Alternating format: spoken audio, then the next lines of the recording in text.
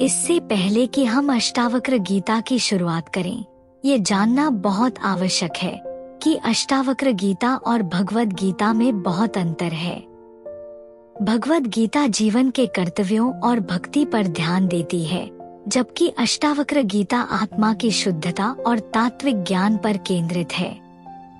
भगवद गीता में कृष्ण अर्जुन का मार्गदर्शन करते हैं, जबकि अष्टावक्र गीता में अष्टावक्र अपने शिष्य को अद्वैत तत्वज्ञान सिखाते हैं। चलिए इसी ज्ञान के साथ हम अष्टावक्र गीता के भाग 1 की शुरुआत करते हैं। भाग 1। राजा जनक ने एक बड़ा यज्ञ आयोजित किया और बहुत से साधुओं को आमंत्रित किया। वहां एक प्रतियोगिता रखी गई ताकि सबसे ज्ञानी ऋषि को चुना जा सके। ऋषि अष्टावक्र के पिता ने भी उसमें भाग लिया। उन्होंने अधिकांश पंडितों को हरा दिया था, पर आखिरी पंडित से हारने की कगार पर थे। यह बात किसी ने ऋषि अष्टावक्र को आकर बताई। जैसे ही ऋषि अष्टावक्र को यह पता चला, वह तुरंत दरबार के लिए निकल गए। जैसे ही उन्होंने दरबार में कदम रखा, वहां बैठे सभी पंडित उन्हें देखकर जोर जोर से हंसने लगे। ऋषि अष्टावक्र के शरीर में कई विकृतियां थी, जिसकी वजह से वह झुक कर चलते थे। उस समय उनकी उम्र केवल 12 साल की थी। सभी को हंसता देख ऋषि अष्टावक्र भी जोर जोर से हंसने लगे। राजा जनक ने उनसे पूछा कि सभी लोग हंस रहे हैं, इसका कारण मुझे पता है, पर तुम क्यों हंस रहे हो? इस पर अष्टावक्र ने उत्तर दिया कि मुझे लगा कि यहाँ पर विद्वानों की प्रतियोगिता है, लेकिन यहाँ पर तो सत्य का सम्मेलन इन चमड़े के व्यापारियों के बीच में हो रहा है। वहाँ पर अचानक से शांति फैल गई। राजा जनक ने पूछा, तुम्हारा मतलब क्या है? अष्टावक्र ने कहा, इसका बिल्कुल सीधा और सरल जवाब है कि वे केवल मेरी त्वचा को देखते हैं, वे मुझे नहीं देखते। मेरा शरीर मुड़ा हुआ है, लेकिन मैं नहीं। मेरे भीतर उस व्यक्ति को देखो, तुम मुझसे सीधा और सरल किसी को नहीं पा सकोगे। उनकी इस बात को सुनकर राजा जनक सोच में पड़ गए, पर उन्होंने कोई जवाब नहीं दिया, क्योंकि उन पर हंसने में उन्होंने भी योगदान दिया था। अगले दिन जब राजा जनक अपनी सुबह के भ्रमण पर निकले, तब उन्हें ऋषि अष्टावक्र दिखे। उन्होंने अपने घोड़े से उतरकर उनके चरणों में गिरकर उनसे माफी मांगी और उन्हें अपने महल में आमंत्रित किया, ताकि सत्य क्या है यह वह अच्छी तरह से जान सके। ऋषि अष्टावक्र के महल में आने पर राजा जनक ने उनसे कई सवाल किए, जो अष्टावक्र गीता का मूलाधार बनी। राजा जनक ने पूछा, हे प्रभु, ज्ञान कैसे प्राप्त होता है, मुक्ति कैसे मिलती है और वैराग्य कैसे आता है? कृपया मुझे यह सब समझाइए।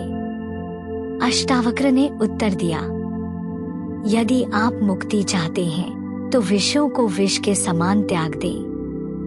क्षमा, सच्चाई और दया जैसे गुणों को अपनाएं, जो अमृत के समान है। अर्थात जैसे एक व्यक्ति विषैला पदार्थ छोड़ देता है, वैसे ही व्यक्ति को भौतिक इच्छाओं और वासनाओं को छोड़ देना चाहिए और धार्मिक गुणों को अपनाना चाहिए। ना तो पृथ्वी, ना जल, ना अग्नि, ना वायु, ना आकाश, इन सब की साक्षी आत्मा है। आत्मा को साक्षी जानो, यही मुक्ति का रास्ता है। यदि आप अपने शरीर को अलग करके केवल चेतना में विश्राम करें, तो आप तुरंत सुखी, शांत और मुक्त हो जाएंगे। अर्थात जैसे एक व्यक्ति अपने शरीर की सभी भावनाओं और संवेदनाओं से परे हटकर केवल शांति की स्थिति में जाता है, वैसे ही आत्मा को शरीर से अलग करके सच्चे सुख की प्राप्ति होती है।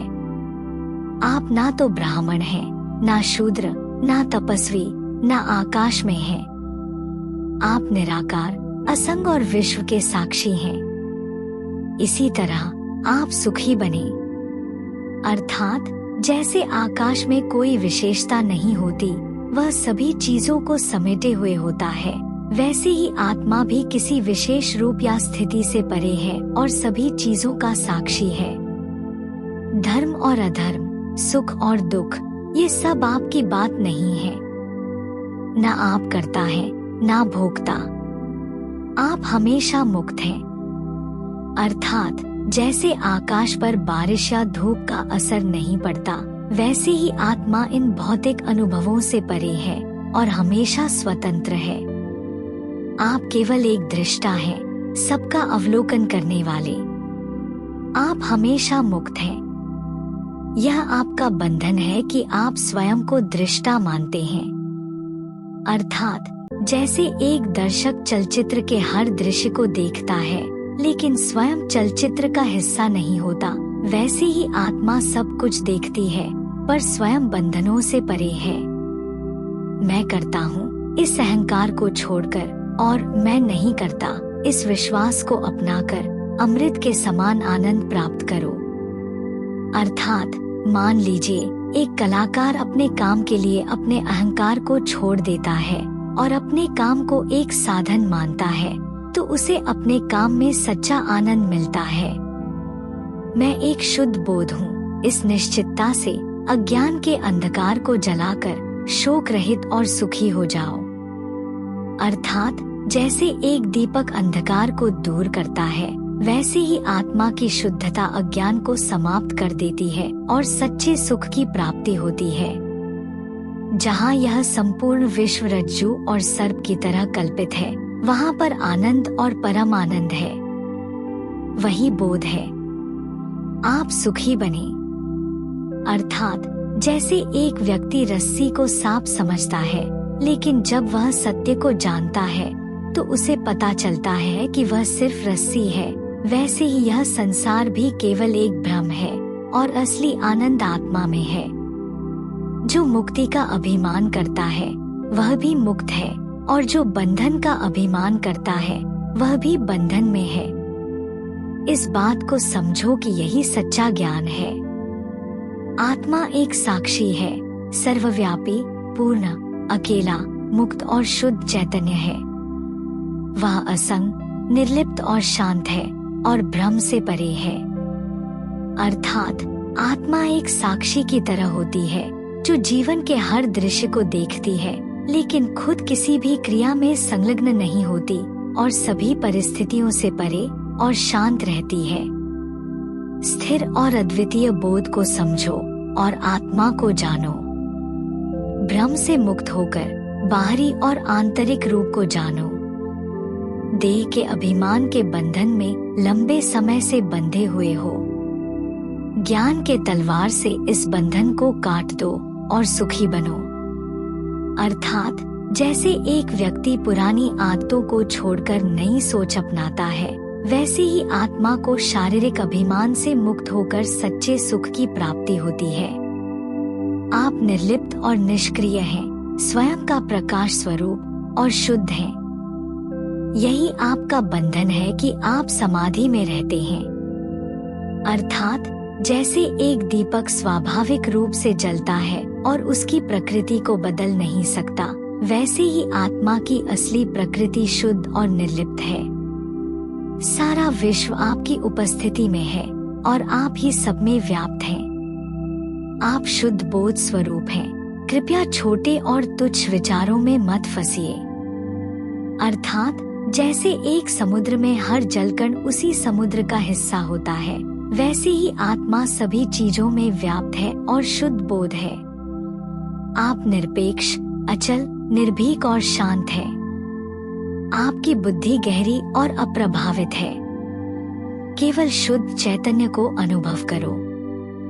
अर्थात जैसे एक शांत झील का पानी हमेशा स्थिर रहता है और गहरे तल पर साफ होता है, वैसे ही आत्मा भी स्थिर, शांत और शुद्ध है।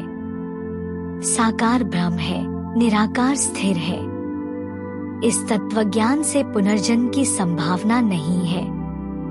अर्थात जैसे एक सपना वास्तविकता नहीं होती, वैसे ही साकार या रूप वाला ब्रह्म है और निराकार या रूपहीन सत्य है। जहाँ यह पूरा विश्व रस्सी और सर्प की तरह कल्पित है, वहाँ भी शरीर के भीतर और बाहर परमेश्वर ही है। अर्थात सपने में वस्तुएं केवल मन की कल्पना होती हैं, वहाँ भी शरीर के भीतर और बाहर परमेश्वर का ही अस्तित्व है। जैसे आकाश एक ही है और घड़े में भी बहिरंतर व्याप्त है, वैसे ही ईश्वर भी हर जगह और हर प्राणी में व्याप्त है। अर्थात जैसे एक समुद्र हर जगह व्याप्त है और हर जलकण में मौजूद है, वैसे ही ब्रह्मा का अस्तित्व हर जगह और हर जीव में है। जितना भी हमने अभी पढ़ा और सुना, आइए हम उसके मुख्य बिंदुओं को छोटे से सारांश के द्वारा एक साथ समझने की कोशिश करते हैं। यदि आप मुक्ति चाहते हैं, तो भौतिक इच्छाओं को विष की तरह त्याग दें। इसके बदले क्षमा, सच्चाई, दया और संतोष जैसे गुणों को अपनाएं। आप न तो पृथ्वी, जल, अग्नि, वायु या आकाश हैं। आत्मा सबकी साक्षी है और इसे साक्षी रूप मानना मुक्ति की कुंजी है। आत्मा ना तो किसी जाति में बंधी है, ना तपस्वी है, ना आकाश में है। आत्मा निराकार, असंग और विश्व की साक्षी है। धर्म, अधर्म, सुख और दुख ये सब आत्मा के लिए महत्वपूर्ण नहीं है। आत्मा ना करता है, ना भोगता। यह हमेशा मुक्त है। आप एक दृष्टा हैं। जब आप स्वयं को दृष्टा मानते हैं, तो यह ही आपका बंधन है। सच्चाई यह है कि आप हमेशा मुक्त हैं। आत्मा ही आनंद और परम आनंद का स्रोत है। आत्मा निरपेक्ष, अचल, निर्भीक और शांत है। यह भ्रम और बंधनों से परे है और शुद्ध चैतन्य का अनुभव करती है। जैसे आकाश हर जगह व्याप्त है, वैसे ही परमेश्वर शरीर के भीतर और बाहर हर जगह उपस्थित है। परमेश्वर एक ही है और हर जगह व्याप्त है।